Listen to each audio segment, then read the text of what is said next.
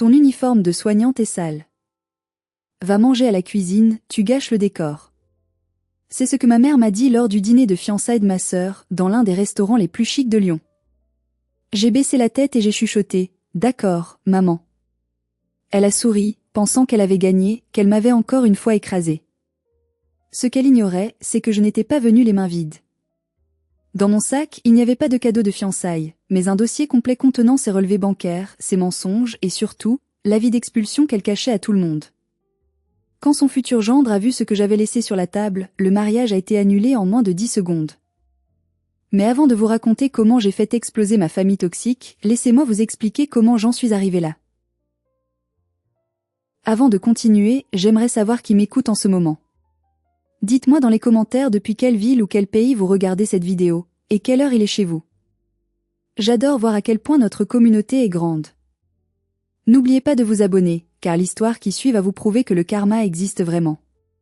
Tout a commencé il y a 3 ans, un mardi soir pluvieux de novembre. Je m'en souviens comme si c'était hier. Je venais de terminer une garde de 12 heures. Je suis infirmière libérale. Mon quotidien, ce n'est pas Grey's Anatomy. C'est la route, les embouteillages, monter 4 étages sans ascenseur pour faire une toilette, soigner des escarres, et écouter la solitude des personnes âgées. C'est un métier difficile, physique, qui vous laisse souvent vider, mais je l'aime. J'aime me sentir utile. Ce soir-là, alors que j'étais arrêtée à un feu rouge sur le quai du Rhône, mon téléphone a vibré sur le siège passager. Une notification de ma banque. Virement effectué, moins 1200 €. Libellé, loyer maman. J'ai senti mon estomac se nouer. C'était devenu un réflexe pavlovien. Chaque mois, le même rituel, la même angoisse. Je regardais mon solde, il me restait à peine 80 € pour finir le mois. 80 € pour l'essence, la nourriture, les factures. J'avais 32 ans, je travaillais comme une forçate, et je vivais comme une étudiante fauchée. Pourquoi? À cause d'un mensonge. 3 ans plus tôt, juste après mon divorce douloureux, ma mère, Ghislaine, m'avait convoquée en larmes. Elle m'avait fait asseoir dans leur salon bourgeois, m'avait servi un thé et m'avait pris les mains. Maëlys, ma chérie, c'est une catastrophe, avait-elle sangloté, son mascara coulant parfaitement sur ses joues poudrées. Les affaires de ton père ont coulé. Il a fait de mauvais investissements. Nous sommes ruinés. La banque va saisir la maison d'ici 2 mois. J'étais sous le choc. Mon père, Hervé, avait travaillé toute sa vie à la SNCF. C'était un homme simple, taiseux, qui ne parlait jamais d'argent. Je l'imaginais dévasté. Je vais lui parler, on va trouver une solution, avais-je proposé. C'est là que le piège s'est refermé. Ma mère m'a serré les mains si fort que ses ongles m'ont fait mal. Non. Tu ne dois rien lui dire. Il est dépressif, Maëlys. Si tu lui parles de faillite, j'ai peur qu'il fasse une bêtise. Son cœur est fragile. Il ne doit pas savoir que je te demande de l'aide.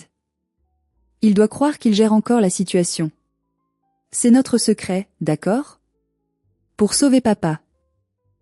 Sauver papa. Elle savait exactement où appuyer. J'adorais mon père, même s'il était effacé et passif. L'idée qu'il puisse attenter à sa vie ou faire une crise cardiaque à cause de l'argent me terrifiait. Alors, j'ai accepté. J'ai accepté de payer leur loyer. 1200 € par mois. C'était une somme énorme pour moi, surtout après mon divorce qui m'avait laissé financièrement instable. Mais c'était ma famille. On ne laisse pas ses parents à la rue, n'est-ce pas? Pendant 3 ans, j'ai vécu dans un petit studio mal isolé en périphérie de Lyon. J'ai renoncé aux vacances. J'ai vendu ma voiture confortable pour une vieille occasion qui tombait en panne tous les 2 mois. J'ai arrêté de m'acheter des vêtements. Je mangeais des pâtes et du riz. Tout ça pour virer 1200 € chaque premier du mois sur le compte de ma mère. Et en retour? Qu'est-ce que je recevais? De la gratitude? De l'amour? Non. Je recevais du mépris. À chaque repas de famille, ma mère ne manquait pas une occasion de souligner ma médiocrité. Regarde-toi, Maëlys, tu as des cernes épouvantables. Tu ne prends pas soin de toi. Si tu gérais mieux ta vie, tu ne serais pas obligée de vivre dans ce clapier. Elle disait ça en sirotant le champagne que Mon Argent avait probablement payé. Elle critiquait mes chaussures usées, mon absence de vie sociale, mon célibat. Tu devrais prendre exemple sur ta sœur, disait-elle souvent. Ah, Océane. Ma petite sœur. 24 ans. La lumière de ses yeux. L'enfant doré. Océane ne travaillait pas vraiment. Elle était stagiaire en marketing de luxe, ce qui signifiait surtout qu'elle passait ses journées à faire du shopping et à poster des photos sur Instagram. Ce soir-là, dans ma voiture, sous la pluie battante, j'ai pleuré. De fatigue, de frustration. Je me sentais prise au piège. Je sacrifiais ma jeunesse et mon avenir pour sauver mes parents, et ils me traitaient comme une ratée. Mais je me répétais, c'est pour papa. Il ne doit pas savoir. Je ne savais pas encore que le pire n'était pas de donner de l'argent. Le pire, c'était de découvrir à quoi il servait vraiment. J'ai essuyé mes larmes, démarré ma voiture qui a toussé 2 fois avant de partir, et je me suis dirigée vers mon studio glacial. J'ignorais que dans quelques jours, un simple appel téléphonique allait faire basculer mon monde et transformer ma tristesse en une rage froide et calculatrice. Si ma vie était un film en noir et blanc, celle de ma sœur Océane était en Technicolor 4K. Océane était tout ce que je n'étais pas aux yeux de ma mère, glamour, insouciante et surtout, fiancée à un homme riche. Emeric. Un avocat issu d'une grande famille lyonnaise, le genre de famille qui a son nom gravé sur des bâtiments publics. Le contraste entre nos 2 vies était devenu grotesque. Le lendemain de mon virement mensuel, j'étais assise dans ma cuisine, en train de manger des nouilles instantanées en regardant mon téléphone. Une notification Instagram a popé. C'était Océane. La photo était magnifique. Elle posait sur un yacht, un verre de cocktail à la main, avec en arrière-plan une mer turquoise. La légende disait « Petit week-end surprise à Saint-Tropez pour décompresser avant le grand jour ». Merci Mam pour ce cadeau incroyable. #BestMomEver #Blessed #Luxury Life. J'ai failli recracher mes nouilles. Merci Mam. Ma mère, qui prétendait être au bord de la saisie immobilière, qui pleurait pour que je paie son loyer, venait d'offrir un week-end à Saint-Tropez à ma sœur? J'ai zoomé sur la photo. Le sac à main posé négligemment sur le pont du bateau, c'était un modèle de créateur que je connaissais bien. Il coûtait environ 2500 €. 2 mois de mon aide financière. La colère a commencé à monter, chaude et brûlante. J'ai appelé ma mère immédiatement. Allô? Sa voix était sèche, impatiente. Maman, c'est Maëlys. Je viens de voir la photo d'Océane. Vous êtes à Saint-Tropez? Il y a eu un silence au bout du fil, puis un rire nerveux. Oh, ne sois pas ridicule. C'est Océane qui a été invitée par des amis. Je lui ai juste donné un petit peu d'argent de poche pour qu'elle ne se sente pas gênée. C'est important pour son image, tu comprends? Elle va épouser un Emeric, elle doit tenir son rang. Un petit peu d'argent? Maman, je viens de te virer 1200 € hier. Je n'ai plus rien pour finir le mois. Et tu paies des vacances à Océane? Le ton de ma mère a changé instantanément. De la défensive, elle est passée à l'attaque. C'était sa spécialité. Voilà, ça recommence. Ta jalousie maladive. Tu ne supportes pas de voir ta sœur heureuse, c'est ça? Parce que ton mariage a échoué, tu veux que tout le monde soit misérable? Ce n'est pas de la jalousie. C'est une question de survie. Je me saigne aux 4 veines pour payer votre loyer parce que tu m'as dit que papa était ruiné. Baisse d'un ton, a-t-elle sifflé. Si ton père t'entendait. Tu veux le tuer, c'est ça? Tu veux que son cœur lâche? Océane a besoin de ce train de vie pour s'intégrer dans la famille d'Emeric. C'est un investissement pour l'avenir de la famille. Quand elle sera mariée, elle nous aidera tous. Toi, avec ton petit salaire d'infirmière et tes mains abîmées, tu ne pourras jamais nous offrir ça. Alors fais ton devoir et arrête de te plaindre. Elle a raccroché. Je suis restée là, le téléphone à la main, tremblante de rage. Un investissement? J'étais l'investisseur et je n'avais aucun retour sur investissement, juste des insultes. C'était toujours comme ça. Océane était l'enfant roi, le golden child, celle qui méritait tout parce qu'elle était jolie et savait flatter l'ego de ma mère. Moi, j'étais le bouc émissaire, la Cendrillon moderne sans fée marraine. J'étais la banque, la servante et le sac de frappe émotionnel. Je fais une pause ici, car j'ai besoin de savoir ce que vous auriez fait à ma place. Si votre mère utilisait votre argent, celui dont vous avez besoin pour vivre, pour payer des vacances de luxe à votre frère ou sœur tout en vous traitant d'égoïste, auriez-vous coupé les ponts tout de suite? Ou auriez-vous eu peur, comme moi, de faire du mal à votre père? Dites-le moi en commentaire. J'ai vraiment besoin de lire vos avis. Quelques jours plus tard, la situation a encore empiré. Les fiançailles officielles approchaient. C'était l'événement de l'année pour ma mère. Elle voulait impressionner la belle famille, les Delacroix. Elle m'a envoyé un SMS. « Maëlys, il faut que tu vires 500 € supplémentaires. J'ai commandé des compositions florales spéciales, des orchidées blanches importées. C'est indispensable pour la décoration de table. Je compte sur toi avant ce soir. » J'ai regardé mon compte. Solde, 42,50 €. J'ai répondu, je ne peux pas. Je suis à découvert. Je n'ai pas l'argent. Sa réponse a été immédiate et brutale. Débrouille-toi. Fais des heures sup empreintes. Si tu ne paies pas, j'annule les fleurs et je dirai à tout le monde, y compris aux Delacroix, que c'est ta faute parce que tu as refusé d'aider ta famille. Tu veux vraiment humilier ta sœur le jour le plus important de sa vie? C'était du chantage pur et simple. Mais cette fois, quelque chose s'est brisé en moi. Ce n'était plus de la peur ou de la culpabilité. C'était du dégoût. J'ai réalisé qu'il n'y avait pas de fond au puits. Peu importe ce que je donnais, ce ne serait jamais assez. Je n'ai pas répondu. J'ai éteint mon téléphone. Et le lendemain, le destin m'a envoyé un signe. Une rencontre fortuite qui allait tout changer et me donner l'arme dont j'avais besoin pour détruire leur petit théâtre de mensonges. Le hasard fait parfois bien les choses, ou cruellement bien les choses. 2 jours avant la fameuse fête de fiançailles, je me suis rendue chez un nouveau patient pour une série d'injections. Le nom sur le dossier ne me disait rien. Monsieur Bernard, 78 ans, diabétique. Je suis arrivée dans un bel immeuble du 6e arrondissement de Lyon. L'appartement était vaste, ancien, avec du parquet qui craquait. Monsieur Bernard était un homme charmant, vif d'esprit malgré son âge, un vrai Lyonnais qui aimait parler. Alors que je préparais mon matériel, il m'a demandé « Vous avez un nom de famille peu commun dans la région, mademoiselle ?» Lefebvre. Enfin, c'est commun, mais vous ressemblez étrangement à une de mes locataires. Une madame Ghislaine Lefebvre. Je me suis figée, l'aiguille en suspens. C'est ma mère, ai-je balbutié. Mes parents louent un appartement rue Vendôme. Le visage de monsieur Bernard s'est assombri. Il a poussé un long soupir. Ah, le monde est petit. Très petit. Écoutez, je ne devrais pas mélanger les affaires et la santé, mais puisque vous êtes là.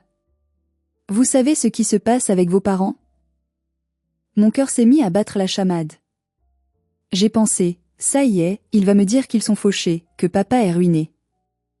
Je sais qu'ils ont des difficultés financières, ai-je dit prudemment. J'essaie de les aider comme je peux. Monsieur Bernard a éclaté d'un rire sans joie. Des difficultés? Ma petite dame, votre père touche une retraite de cadre de la SNCF plus que confortable. Je le sais, j'ai vu ces dossiers quand ils ont renouvelé le bail. Ils ont largement de quoi payer. Le problème, c'est votre mère. J'ai posé la seringue sur la table stérile. Mes mains tremblaient trop. Comment ça? Ça fait 6 mois qu'elle ne paie plus le loyer complet. Elle me verse des petites sommes ridicules, en disant qu'il y a des problèmes de banque, des délais. Mais je la vois, hein. Je la vois sortir avec des sacs Chanel, je la vois partir en voyage. La semaine dernière, je suis allée les voir pour réclamer mon dû.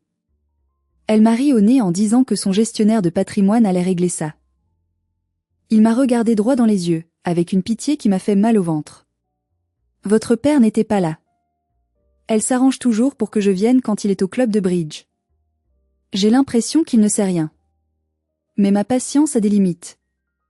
J'ai lancé la procédure. L'avis d'expulsion part demain. S'ils ne règlent pas les 8 000 € d'arriérés avant la fin du mois, ils sont dehors. Le monde s'est mis à tourner autour de moi. Papa n'était pas ruiné. Il avait sa retraite. L'argent que je versais, mes 1200 € mensuels, ça faisait presque 15 000 € par an. Où était passé cet argent? Monsieur Bernard, ai-je demandé, la voix étranglée. Est-ce que je pourrais avoir une copie de l'état des lieux de leur paiement? Et de l'avis d'expulsion? Il a hésité, puis a hoché la tête. Si ça peut t'aider à régler cette situation avant que je ne doive appeler les huissiers. Je vous imprime ça. Je suis sortie de chez lui avec quelques feuilles de papier pliées dans ma poche. Ces feuilles brûlaient contre ma cuisse. Je suis montée dans ma voiture et j'ai hurlé. Un cri primal, animal. J'avais faim, j'étais épuisée, je portais des chaussures trouées, tout ça pourquoi? Pour financer les sacs à main de ma mère et les mensonges d'Océane. Mon père n'était pas au courant. Elle le manipulait aussi. Elle interceptait le courrier. Elle gérait les comptes. Elle avait construit un empire de mensonges sur mon dos et sur la crédulité de mon père. J'ai sorti mon téléphone. J'ai ouvert l'application de ma banque. J'ai téléchargé tous mes relevés depuis 3 ans. J'ai surligné chaque virement loyer maman. Le total donnait le vertige, plus de 40 000 € en 3 ans, en comptant les urgences et les extras. Puis, je suis allée sur le compte Instagram d'Océane. J'ai fait des captures d'écran. Chaque date de virement correspondait à un achat de luxe ou un voyage de ma sœur. Le 12 mars, virement de 1200 €. Le 14 mars, photo d'Océane avec des escarpins Louboutin, 800 € et un dîner gastronomique. Le 5 juin, virement de 1500 €, urgence dentiste soi-disant. Le 7 juin, week-end spa de luxe pour maman et Océane. C'était limpide. C'était mathématique. C'était dégueulasse. Je n'étais pas une fille. J'étais une vache à lait. Une vache à lait qu'on méprisait parce qu'elle sentait l'étable, mais dont on adorait le lait. À ce moment précis, la tristesse a disparu. La culpabilité s'est évaporée. À la place, un calme froid et terrifiant s'est installé en moi. Ils voulaient une fête de fiançailles inoubliable? Ils allaient la voir. J'ai passé les 24 heures suivantes en mode commando. Je n'étais plus l'infirmière fatiguée, j'étais un détective privé qui montait un dossier criminel. J'ai imprimé les relevés, les captures d'écran, l'avis d'expulsion de Monsieur Bernard. J'ai tout organisé chronologiquement dans une chemise cartonnée rouge. Rouge comme le danger. Rouge comme la honte qu'ils allaient ressentir. Mais il me manquait une pièce maîtresse. Je voulais entendre ma mère l'avouer, ou du moins, révéler sa vraie nature sans filtre. J'ai appelé ma tante Annick, la sœur de mon père. Annick était la brebis galeuse de la famille, celle qui avait mal tourné parce qu'elle avait refusé de se marier et voyageait à travers le monde. Elle détestait ma mère, et le sentiment était réciproque. Allô, tata? C'est Maëlys. Ma chérie. Ça fait des lustres. Tout va bien? Non. J'ai besoin de savoir quelque chose. Est-ce que papa t'a parlé de problèmes d'argent récemment? Annick a reniflé. Ton père? Il m'a appelé la semaine dernière pour me dire qu'il ne savait pas quoi faire de ses économies et qu'il pensait acheter un petit bateau pour la retraite. Pourquoi? J'ai fermé les yeux. Un bateau. Il voulait acheter un bateau, pendant que je mangeais des pâtes sans beurre. Pour rien, tata. Merci. Tu viens au dîner de fiançailles demain? Je ne raterai ça pour rien au monde. Voir Ghislaine faire la roue comme un paon, c'est mon divertissement annuel. Parfait. À demain. Puis, le coup de grâce est arrivé. L'appel de ma mère, la veille du dîner. Je savais qu'elle appellerait. Je savais qu'elle allait exiger quelque chose. J'ai lancé l'application d'enregistrement vocal sur mon autre téléphone avant de décrocher. Maëlys? C'est maman. Sa voix était mielleuse, trop aiguë. Bonjour maman. Écoute, pour demain soir. Le dîner au jardin d'essence. C'est très protocolaire. Les parents d'Emeric sont, comment dire, très à cheval sur l'étiquette. Et? Eh bien, j'ai pensé que ce serait mieux si tu venais un peu plus tôt pour aider à installer les marque-places et vérifier les fleurs. Mais... Elle a fait une pause lourde de sens. Il ne faut pas que tu t'habilles en invité. Pardon? Tu comprends, ma chérie, tu n'as pas de tenue appropriée. Tes vieilles robes font bon marché. Ça ferait tache à côté d'Océane et de sa robe de créateur. Et puis, on ne veut pas que les Delacroix posent trop de questions sur ton statut. Une divorcée, infirmière à domicile, ça ne fait pas très chic. Je serrais le téléphone si fort que mes jointures étaient blanches. Donc tu veux que je fasse quoi? Que je ne vienne pas? Oh non. Tu dois être là, c'est la famille. Mais, viens avec ta tenue de travail. Ton uniforme blanc. On dira que tu sors tout juste d'une urgence vitale, ça fait héroïque, ça passe mieux. Et pendant le cocktail et le dîner, essaie de rester discrète. Peut-être vers la cuisine ou le service. Aide les serveurs s'il le faut. Comme ça, tu seras utile sans gâcher les photos officielles. Océane est d'accord avec moi. Être utile sans gâcher les photos. Être une servante invisible. Voilà ce que j'étais pour elle. Une tache sur le décor parfait de sa vie fantasmée. J'ai pris une grande inspiration. J'avais besoin de cet enregistrement. J'avais besoin qu'elle aille jusqu'au bout de son ignominie. D'accord, maman, ai-je dit d'une voix douce, presque soumise. Je mettrai mon uniforme. Je resterai en retrait. Je ne veux pas vous faire honte. Oh, merci ma chérie. Tu es un ange. Je savais que tu comprendrais. Tu es tellement arrangeante. Allez, bisous, à demain. N'oublie pas d'arriver par l'entrée de service si possible. Elle a raccroché. J'ai sauvegardé l'enregistrement.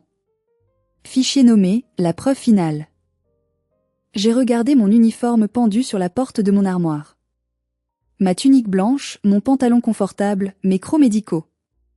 Cet uniforme que je portais quand je tenais la main de gens mourants, quand je sauvais des vies, quand j'apportais du réconfort. Elle trouvait ça sale? Elle trouvait ça honteux? Très bien. Je porterai cet uniforme. Je le porterai comme une armure. Et je ne passerai pas par l'entrée de service. Je rentrerai par la grande porte, la tête haute, avec mon dossier rouge sous le bras. Ce qu'elle ignorait, c'est que je n'allais pas être la servante de la soirée.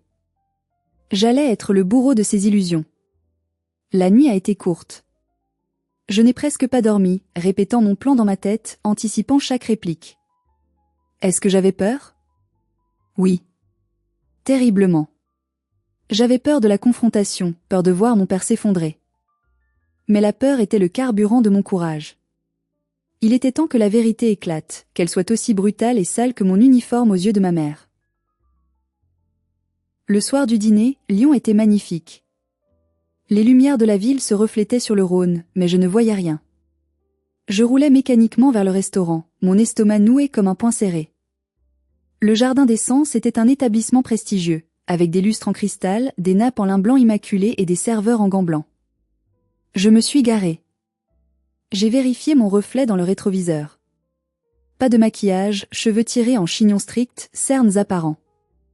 Et ma tenue, ma tunique blanche d'infirmière, mon badge professionnel encore accroché à la poche, mon pantalon bleu marine, mes baskets de marche. J'étais l'antithèse du luxe qui régnait à l'intérieur. J'ai pris le dossier rouge. J'ai pris une grande inspiration. C'est pour toi, Maëlys. C'est pour ta liberté. Je suis entrée. Le maître d'hôtel m'a bloqué à l'entrée, le nez froncé. Mademoiselle, l'entrée du personnel est à l'arrière. J'ai souri, un sourire sans chaleur. Je ne suis pas du personnel. Je suis la sœur de la fiancée. Table Lefebvre de la Croix. Il m'a regardé de haut en bas, choqué, mais n'a pas osé me contredire face à mon assurance. Il m'a guidé vers le salon privé. Dès que j'ai franchi le seuil, le brouhaha des conversations s'est tu. C'était comme si quelqu'un avait coupé le son. Tout le monde était là. Les parents d'Emeric, distingués et rigides. Emeric, élégant dans son costume sur mesure. Mon père, mal à l'aise dans son smoking. Océane, resplendissante dans une robe en soie crème qui coûtait probablement 3 mois de mon salaire. Et ma mère. Ma mère trônait au centre, un verre de champagne à la main. Quand elle m'a vu, son visage s'est décomposé. C'était un mélange de fureur et de panique pure. Elle a posé son verre avec un claquement sec et s'est précipitée vers moi, ses talons claquant sur le parquet. Elle m'a saisi par le bras, ses ongles s'enfonçant dans ma chair, et m'a tiré vers un coin de la pièce. « Tu es folle ?» a-t-elle sifflé, la voix tremblante de rage contenue. « Je t'avais dit l'entrée de service. Regarde-toi. Tu as l'air d'une clocharde. Tu fais exprès de me ruiner cette soirée ?» Je l'ai regardé droit dans les yeux. « Tu m'as dit de mettre mon uniforme, maman. Je l'ai mis. Je sors du travail. J'ai sauvé des vies aujourd'hui. C'est sale, ça ? Tais-toi. Va t'asseoir au fond, à la table des enfants. Et cache-toi derrière la plante verte. Si je t'entends dire un mot, un seul mot, je te jure que tu le regretteras. » Océane est arrivée, le visage tordu de dégoût. « Sérieusement, Maëlys ? Tu ne pouvais pas faire un effort ? Aymeric a invité ses associés. Tu me fais honte. Tu pues l'hôpital. Bonsoir à toi aussi, Océane. Félicitations pour tes fiançailles. » Elle a reniflé et est retournée vers son fiancé, prenant soin de se mettre dos à moi. Mon père m'a vu. Il a esquissé un mouvement pour venir me saluer, un sourire incertain sur les lèvres. Mais un simple regard noir de ma mère l'a cloué sur place. Il a baissé les yeux, honteux. C'était l'image de ma vie, mon père voulant m'aimer, mais aimant davantage sa tranquillité. J'ai obéi. Je suis allée m'asseoir à la petite table au fond, près des cuisines, avec 2 cousins adolescents qui jouaient sur leur téléphone et ne m'ont même pas calculé. De ma place, j'avais une vue imprenable sur la mascarade. Je les voyais rire, trinquer, jouer à la famille parfaite. Ma mère racontait des anecdotes, sûrement fausses, sur ses vacances. Océane montrait sa bague, achetée avec quel argent ? J'ai posé le dossier rouge sur la nappe blanche. Ils juraient avec le décor. C'était une tache de sang sur leur pureté factice. Le dîner a commencé. Les plats défilaient, foie gras, homard, truffes. Moi, on m'avait servi une assiette, mais j'avais l'estomac trop noué pour avaler quoi que ce soit. J'attendais. J'attendais le moment. Je savais que ma mère ne pourrait pas s'empêcher de m'humilier publiquement. C'était plus fort qu'elle. Elle avait besoin d'écraser quelqu'un pour se sentir grande. Et le moment est arrivé au dessert. Ma mère s'est levée, une coupe de champagne à la main, et a tapoté dessus avec une cuillère en argent. Le tintement a résonné dans le silence respectueux. « Mes chers amis, chère famille », a-t-elle commencé avec sa voix de théâtre. Quelle joie de célébrer l'amour ce soir. Océane, ma perle, tu as toujours été spéciale. Tu es la réussite incarnée, la beauté, l'élégance. Elle a parlé pendant 5 minutes, louant Océane comme si elle était la prochaine reine de France. Puis, son regard a balayé la salle et s'est arrêté sur moi, dans mon coin sombre. Un sourire cruel a étiré ses lèvres. Elle ne pouvait pas résister. Et bien sûr, nous avons Maëlys. Les têtes se sont tournées vers moi. Maëlys, qui a eu la gentillesse de venir directement après son petit travail, dans sa tenue si particulière. Quelques rires étouffés. C'est touchant, n'est-ce pas ? De voir la différence entre 2 destins. Océane qui s'élève vers la lumière et Maëlys qui, eh bien, qui fait ce qu'elle peut avec le peu qu'elle a. Elle a marqué une pause, savourant son effet. Dis-moi, ma chérie, devant tout le monde. Ça fait quoi d'être une ratée ? De voir ta petite sœur réussir tout ce que tu as échoué ? D'être si inutile que ta vieille mère doit encore s'occuper de toi ? Le silence dans la salle était assourdissant. Même les serveurs s'étaient figés. Aymeric avait l'air horrifié. Mon père était devenu gris. C'était le signal. Le moment de vérité. J'ai repoussé ma chaise. Le bruit a résonné comme un coup de feu. J'ai pris mon dossier rouge. Et je me suis levée. Le temps semblait s'être arrêté. Je sentais le regard de 30 personnes peser sur moi. La honte ? Non, la honte avait disparu. Il ne restait que la détermination. J'ai marché lentement vers la table d'honneur, mes baskets couinant légèrement sur le parquet ciré. Chaque pas me rapprochait de ma libération. Ma mère me regardait approcher avec un mélange de défi et d'inquiétude naissante. Elle ne s'attendait pas à ce que je bouge. Elle s'attendait à ce que je pleure, que je m'enfuis, ou que je baisse la tête comme d'habitude. Je suis arrivée à sa hauteur. J'étais calme. D'un calme terrifiant.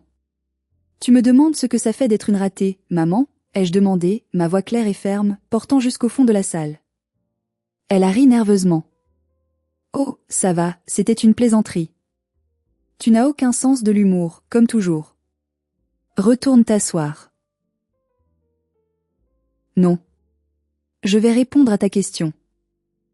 J'ai posé le dossier rouge sur la table, juste entre l'assiette de mon père et celle d'Emeric. Ça fait mal d'être traité de raté. Mais ce qui fait vraiment du bien, c'est de savoir que c'est fini. Je me suis tournée vers mon père. Il me regardait avec des yeux ronds, apeurés. Papa, maman vient de dire que je suis inutile et qu'elle doit s'occuper de moi. C'est drôle, parce que depuis 3 ans, c'est moi qui paie votre loyer. 1200 € par mois. Tous les mois. Un murmure a parcouru la salle. Quoi? A balbutié mon père. De quoi tu parles? Ma mère a bondi. Elle ment. Elle est hystérique. Elle essaie de gâcher la fête. Hervé, ne l'écoute pas, elle est jalouse. Je n'ai pas crié. Je n'ai pas eu besoin de crier. J'ai simplement ouvert le dossier. Je ne mens pas. Voici les relevés bancaires. Voici les 36 virements effectués vers le compte de maman. Voici les messages où elle me supplie de payer parce que tu étais soi-disant ruiné et que la maison allait être saisie. Mon père a saisi les papiers, les mains tremblantes. Il lisait, ses yeux passant frénétiquement d'une ligne à l'autre. Ruiné, a-t-il chuchoté. Mais, la maison est payée depuis 10 ans, Maëlys. Nous sommes locataires d'un appartement, mais j'ai ma retraite. Je donne 2000 € par mois à ta mère pour les charges. Je sais, papa. Je sais. J'ai sorti l'autre document. Et voici l'avis d'expulsion que monsieur Bernard m'a donné hier. Maman n'a pas payé le loyer depuis 6 mois. Elle a pris ton argent et le mien. Océane s'est levée, le visage rouge. C'est n'importe quoi. Maman gère très bien l'argent. Tu es juste une pauvre fille aigrie. Je me suis tournée vers ma sœur. Ah oui? Et ton sac Dior? Tes vacances aux Maldives? Ta robe ce soir? Regarde les dates, Océane. J'ai pointé les lignes surlignées. Le 12 mars, je vire le loyer. Le 14 mars, débit carte bleue Dior Lyon. Le 5 juin, je vire l'argent pour une urgence médicale. Le 7 juin, débit agence de voyage tropique. J'ai plongé mon regard dans celui de ma sœur. Je n'ai pas payé le loyer, Océane. J'ai payé ta vie de princesse. J'ai mangé des pâtes pendant 3 ans pour que tu puisses jouer à la riche héritière. Océane a reculé, choquée, regardant sa mère pour un démenti qui ne venait pas. Ma mère était livide, la bouche ouverte, cherchant désespérément un mensonge crédible. C'était pour le bien de la famille, a-t-elle fini par crier. Océane devait trouver un bon parti. Il fallait investir. Et toi tu n'as besoin de rien. Tu es habitué à la médiocrité. C'était l'aveu. Brutal. Public. Je me suis tournée vers Emeric. Il était resté silencieux, observant la scène avec l'œil froid de l'avocat qu'il était. Il tenait le dossier entre ses mains, lisant chaque page avec attention. Emeric, ai-je dit doucement. Voici la femme que tu vas épouser. Et voici la belle-mère que tu vas avoir. Une femme qui vole sa propre fille, qui ment à son mari, et qui traite son enfant de raté tout en vivant à ses crochets. J'ai sorti mon téléphone. Et si vous ne me croyez pas encore, écoutez ça. J'ai appuyé sur lecture. La voix de ma mère a résonné dans le silence du restaurant, amplifiée par l'acoustique de la salle.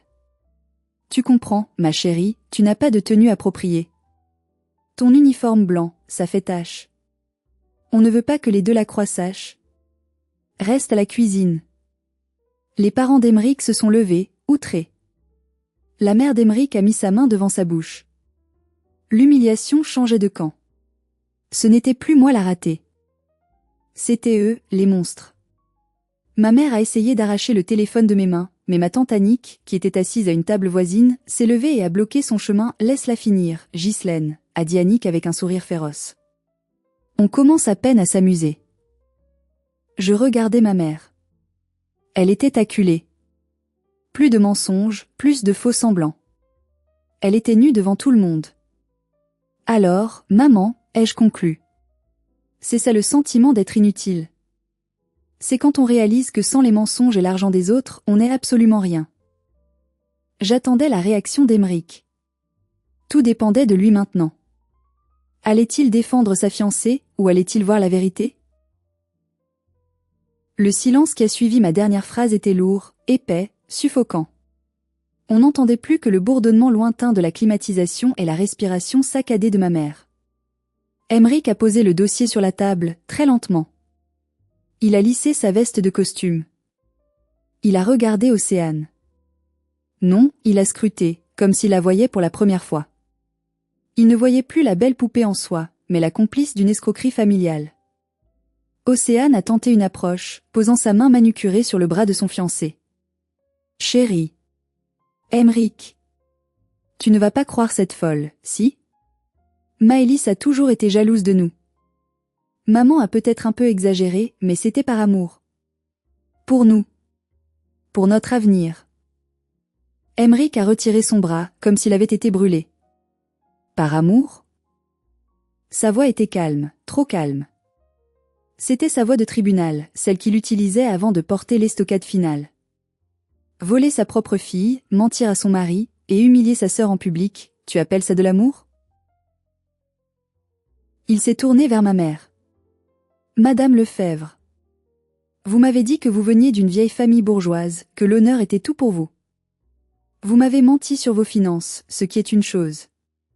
Mais traiter votre fille, celle qui vous nourrit, comme une servante, c'est impardonnable. Il a pris une coupe de champagne, l'a regardée un instant, puis l'a reposée. Dans ma famille, nous avons des défauts. Nous sommes peut-être rigides. Mais nous ne sommes pas des parasites. Océane a commencé à pleurer, de vraies larmes de panique cette fois. Aymeric, ne dis pas ça. Je ne savais pas. Je croyais que maman avait de l'argent. Tu ne savais pas? Il a ri, un rire sec.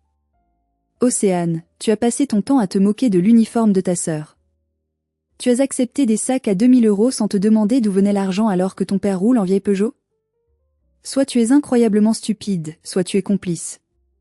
Dans les deux cas, je ne veux pas d'une telle femme pour élever mes enfants. Il a porté la main à sa boutonnière, a retiré la fleur blanche qui y était accrochée et l'a jetée sur la table. Le mariage est annulé. 3 mots. Simple. Définitif. La salle a octé.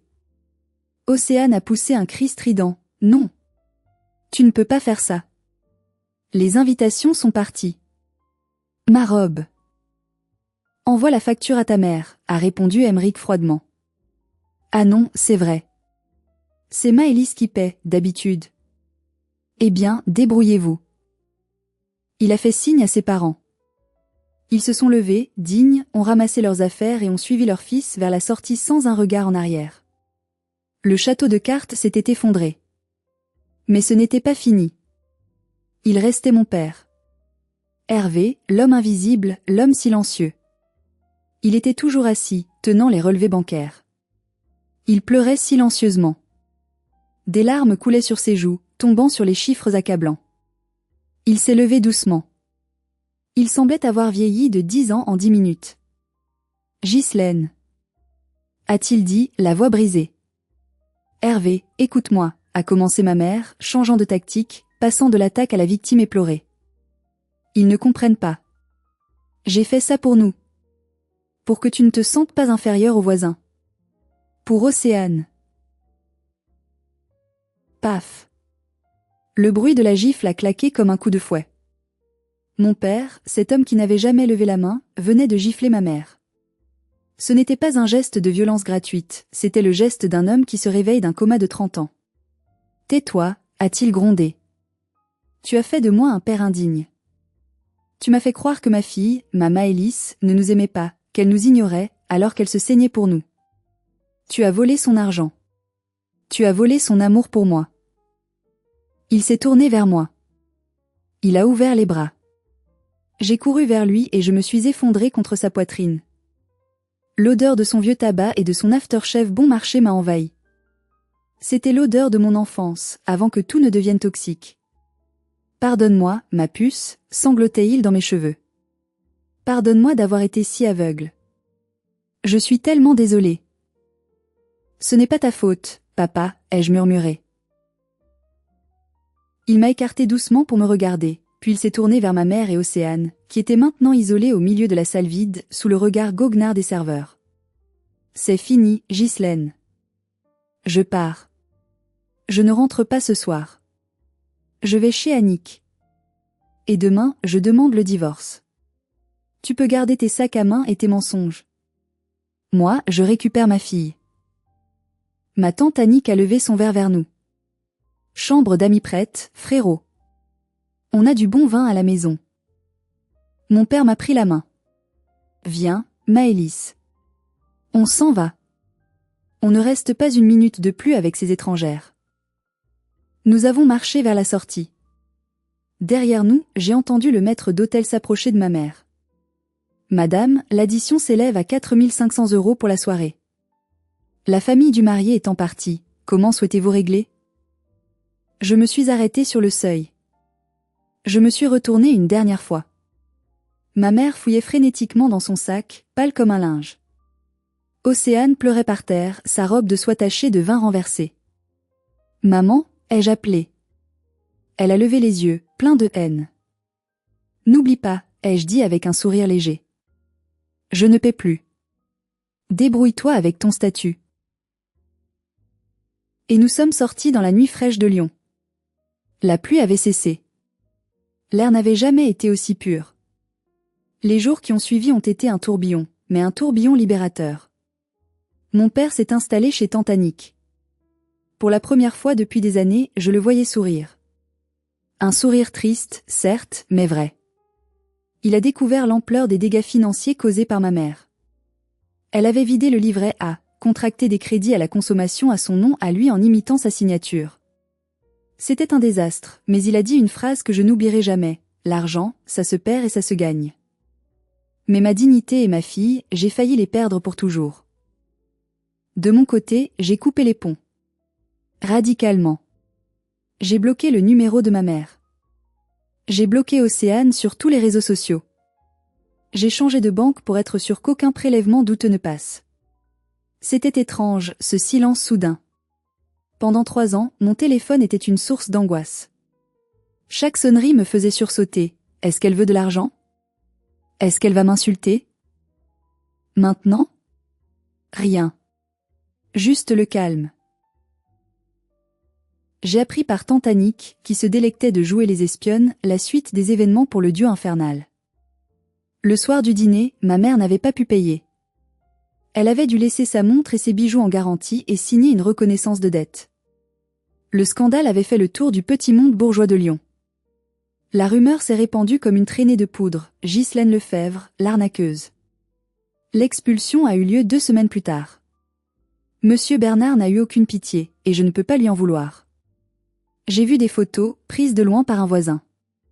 Ma mère, assise sur le trottoir avec ses valises Louis Vuitton, attendant un taxi, l'air hagard. Océane, sans maquillage, hurlant au téléphone, probablement en essayant de joindre Emeric qui l'avait bloqué partout. Elles ont dû emménager dans un petit 2 pièces vétuste à Vénissieux, une banlieue populaire qu'elles avaient toujours méprisée. L'ironie du sort était savoureuse. Océane a perdu son stage prestigieux. Apparemment, la famille d'Emeric avait le bras long et a fait savoir qu'elle n'était pas une personne de confiance. Elle a dû trouver un vrai travail. Elle est caissière dans un supermarché maintenant. Je n'ai rien contre ce métier, c'est un métier honorable, bien plus que influenceuse ratée, mais pour elle, c'est la déchéance absolue. Quant à moi, le premier mois où je n'ai pas eu à virer 1 200 € a été une révélation. J'ai regardé mon compte en banque le premier du mois. Il y avait de l'argent. De MON argent. J'ai pleuré, mais de joie cette fois. Je suis allée faire les courses. J'ai acheté du saumon, des avocats, du bon fromage, du vin. Pas de prix bas, pas de marque distributeur. J'ai rempli mon frigo. Puis, je suis allée dans une boutique de vêtements médicaux. J'ai jeté ma vieille tunique usée. J'en ai acheté 3 neuves, de bonne qualité, bien coupées. J'ai regardé mon reflet dans le miroir de la cabine d'essayage. Je ne voyais plus la ratée. Je voyais une femme forte, une survivante, une professionnelle compétente qui avait enfin repris le contrôle de sa vie. J'ai aussi commencé à chercher un nouvel appartement. Un endroit à moi, avec de la lumière, un balcon, et pas d'humidité sur les murs. Mais le plus important n'était pas matériel. C'était psychologique. Je n'avais plus cette voix dans ma tête qui me disait que je ne valais rien. J'avais réalisé que ma valeur ne dépendait pas de l'approbation de ma mère. J'étais une bonne infirmière. J'étais une bonne fille, pour mon père. J'étais une bonne amie. J'avais été inutile pour ma mère seulement parce que j'avais arrêté d'être son outil. Et c'était la meilleure chose qui pouvait m'arriver. Un soir, en rentrant chez moi, j'ai trouvé une lettre dans ma boîte aux lettres. L'écriture était celle de ma mère. Pas de timbre, elle l'avait déposée elle-même. J'ai hésité à la jeter directement. Puis, la curiosité l'a emportée. Je l'ai ouverte. Pas d'excuses. Pas de pardon ma fille. Juste, tu es contente? Tu as détruit ta famille. J'espère que tu dors bien la nuit. Si tu as un reste de conscience, nous avons besoin de 500 € pour l'électricité. Océane à froid. J'ai ri. Un rire franc, sonore. Elle n'avait pas changé. Elle ne changerait jamais. C'était pathologique. J'ai pris un marqueur rouge. J'ai écrit en gros sur la lettre « Retour à l'envoyeur ». Adresse inconnue. Et je l'ai remise dans la boîte aux lettres de la poste. Non, je n'avais pas détruit ma famille. J'avais détruit le cancer qui la rongeait. Et je dormais très bien la nuit, merci. 6 mois ont passé depuis la nuit du dossier rouge, comme mon père l'appelle maintenant avec un demi-sourire. Ma vie a changé du tout au tout. J'ai emménagé dans mon nouvel appartement, un T3 lumineux près du parc de la Tête d'Or. J'ai un balcon où je peux prendre mon café le matin. C'est mon sanctuaire. Mon père va mieux. La procédure de divorce est en cours. C'est douloureux, c'est long, ma mère se bat pour chaque centime, qu'elle n'a pas, mais il tient bon. Il a repris le contact avec ses anciens collègues de la SNCF, il s'est remis à la pêche. Il vient dîner chez moi tous les dimanches. On cuisine ensemble, on rit, on parle de tout et de rien. J'ai retrouvé mon papa. Hier, j'ai eu une surprise inattendue. Je sortais de mon cabinet, oui, j'ai investi mes économies pour m'associer dans un cabinet infirmier, fini les tournées infernales en solo, quand j'ai vu une silhouette familière attendre devant la porte. Emric. Mon cœur a raté un battement. Pas par amour, mais par appréhension. Que faisait-il là? Il avait l'air différent. Moins guindé. Il ne portait pas de cravate. Bonjour Maëlys, a-t-il dit, un peu gêné. Bonjour Emric. Si tu cherches Océane, tu t'es trompé d'adresse. Il a souri tristement. Non, Dieu merci. Je ne cherche pas Océane. Je voulais juste te présenter mes excuses. Tes excuses? Oui. Pour n'avoir rien vu pendant 2 ans. Pour avoir laissé ta mère te parler comme ça sans intervenir plus tôt. J'étais aveuglée par l'image qu'elle me projetait. Ce soir-là, ce que tu as fait, c'était incroyablement courageux. Il a fouillé dans sa poche et en a sorti une enveloppe. Je sais que ta mère te doit beaucoup d'argent. Je sais aussi qu'elle ne te remboursera jamais, elle est insolvable. Ceci, c'est un chèque. C'est le montant de l'acompte que j'avais versé pour le traiteur du mariage. Ils me l'ont remboursé suite à l'annulation. Je ne veux pas de cet argent, il me porte malheur. Je pense qu'il te revient de droit. Ça ne couvre pas tout, mais c'est un début. J'ai ouvert l'enveloppe. Un chèque de 5 000 €. J'ai regardé Emric, les larmes aux yeux. Je ne peux pas accepter ça. Si, tu peux. Considère ça comme des dommages et intérêts pour préjudice moral. Et puis? Il a hésité. Grâce à toi, j'ai évité la plus grosse erreur de ma vie.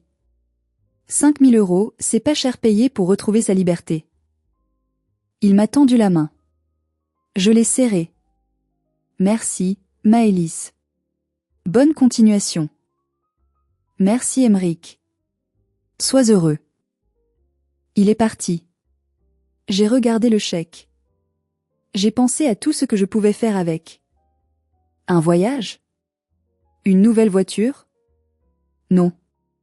Je savais exactement quoi faire. J'ai appelé mon père. Papa? Prépare ta valise. Quoi? Pourquoi? On part en week-end. Pas aux Maldives, non. Mais on va aller à la mer. Juste toi et moi. On va manger des fruits de mer et respirer l'air marin. C'est moi qui invite. Il a pleuré au téléphone. Ma chérie. Ce week-end-là a été le plus beau de ma vie. Pas de luxe, pas de chichi. Juste deux personnes qui s'aiment et qui se reconstruisent. Sur la plage, en regardant l'horizon, j'ai repensé à la question de ma mère. Ça fait quoi d'être une ratée? J'ai souri face au vent. Je suis une infirmière qui a son propre cabinet.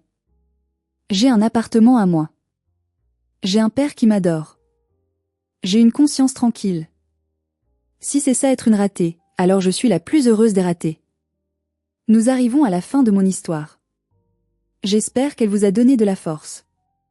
Si vous avez aimé voir la justice triompher, laissez un j'aime sur cette vidéo, ça aide énormément la chaîne.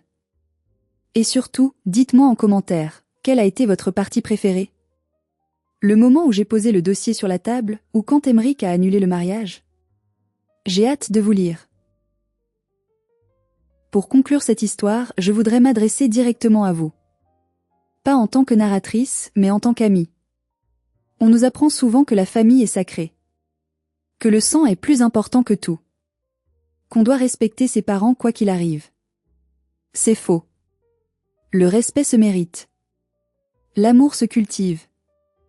La toxicité, même si elle partage votre ADN, reste du poison. Pendant 3 ans, j'ai bu ce poison chaque jour. Je pensais que c'était mon devoir. Je pensais que si je donnais assez d'argent, assez de temps, assez de moi-même, ma mère finirait par m'aimer. Je pensais que je pouvais acheter sa reconnaissance. C'était une illusion. Les narcissiques sont des puits sans fond. Vous pouvez y jeter tout votre or, tout votre amour, toute votre énergie, vous n'entendrez jamais le bruit du fond. Ils en voudront toujours plus. J'ai dû toucher le fond moi-même, ce soir-là, en étant traitée de sale dans mon uniforme de soignante, pour avoir le courage de remonter. Aujourd'hui, je ne regrette rien. Même pas l'argent perdu. C'était le prix à payer pour voir la vérité. C'était le prix de ma leçon de vie. Océane et ma mère sont toujours ensemble, dans leur petit appartement, à se nourrir de leur amertume mutuelle. Je sais qu'elle continue de raconter à qui veut l'entendre que je suis la méchante, la fille ingrate qui les a ruinés. Qu'elle le fasse. La vérité est têtue, et les gens ne sont pas dupes éternellement. D'ailleurs, j'ai croisé une ancienne amie d'Océane l'autre jour. Elle m'a dit, tu sais, depuis que tu as tout déballé, plus personne ne les invite. Tout le monde savait que quelque chose clochait, mais personne n'osait rien dire. Tu as rendu service à tout le monde. C'est peut-être ça, la morale de l'histoire. La vérité est une arme puissante. Elle peut faire mal, elle peut détruire, mais elle nettoie. Elle cautérise les plaies infectées. Si vous êtes dans une situation similaire. Si vous êtes la vache à lait de votre famille. Si vous êtes le bouc émissaire. Si on vous fait sentir coupable d'exister alors que vous donnez tout. Arrêtez. Arrêtez de payer. Arrêtez de vous excuser. Arrêtez de chercher l'amour là où il n'y a que de l'intérêt. Préparez votre dossier rouge. Gardez vos preuves. Protégez-vous. Et le jour venu, n'ayez pas peur de renverser la table. N'ayez pas peur de porter votre uniforme, vos cicatrices, votre vérité. Parce que de l'autre côté de la peur, il y a la liberté. Et croyez-moi, la liberté a un goût bien meilleur que le champagne servi dans un dîner de mensonges. Je m'appelle Maëlys. Je suis infirmière. Je suis une fille, une sœur, une amie. Et je suis libre. Merci de m'avoir écouté. Prenez soin de vous, et surtout, ne laissez personne vous faire croire que vous êtes inutile. Vous êtes précieux. Si cette histoire vous a touché, partagez-la. Peut-être qu'elle aidera quelqu'un d'autre à ouvrir son propre dossier rouge. Abonnez-vous pour d'autres histoires de justice, de revanche et de vérité. À très bientôt.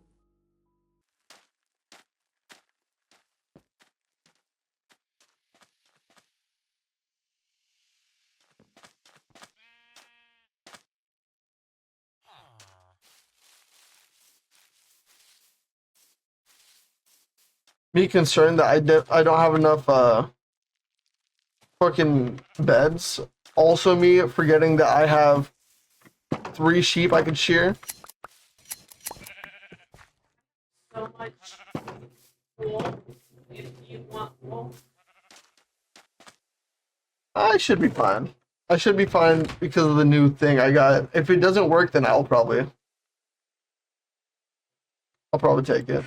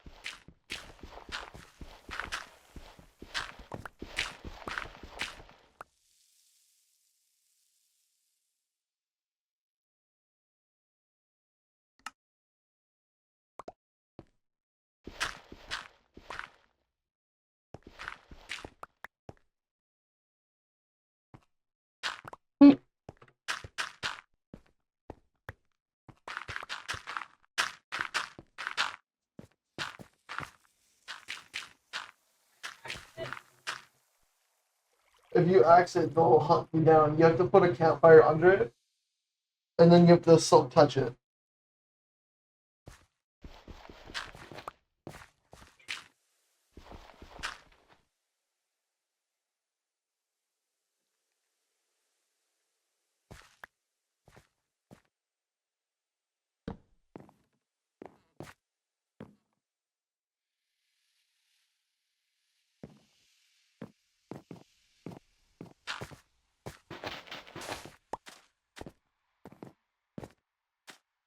From Mr. Whisker.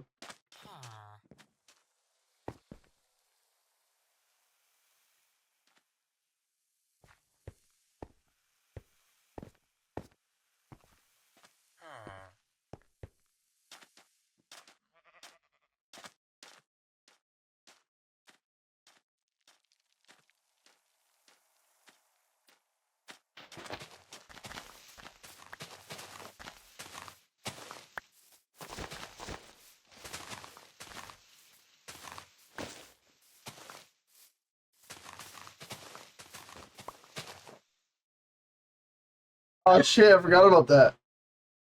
What's up, Autumn?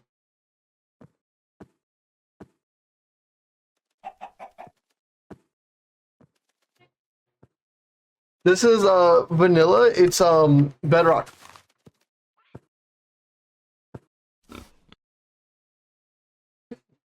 Forgot about the subathon thing. I'm fucking dead. That's This is the bedrock, Autumn. You wanna hop in? Wanna join? It has some okay, it has some add-ons. But it's nothing like fucking insane. That was so unneeded.